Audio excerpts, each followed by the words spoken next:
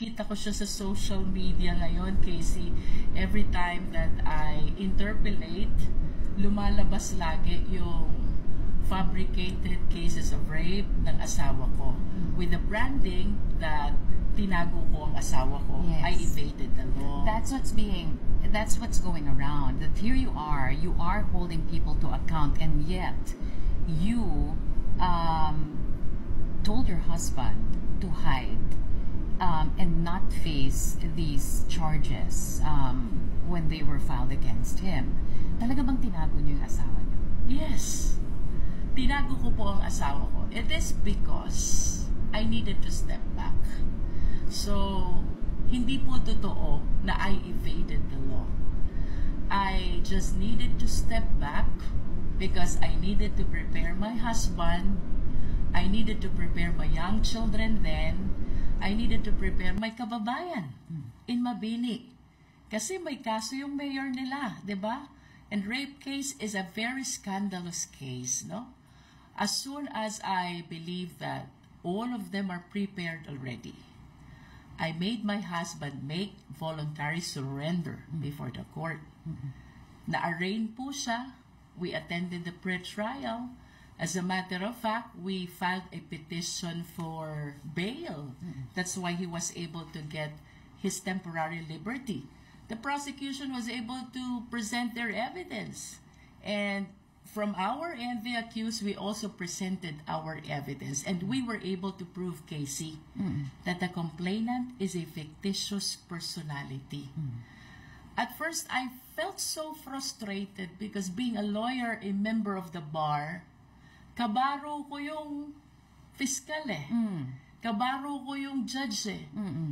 How come that they were able to have this case, a warrant of arrest is issued, and the complainant is inexistent?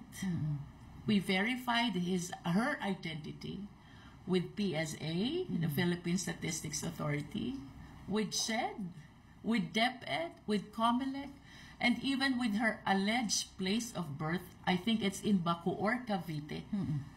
Her identity is totally inexistent. And then, when I go over the documents of the court, and even of the prosecution, all the notices are returned to sender.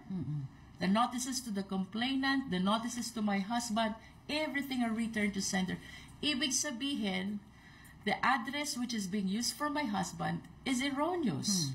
And the address that was submitted by the complainant is inexistent as well. Was there ever a point during that time when you also were afraid that the truth might say otherwise?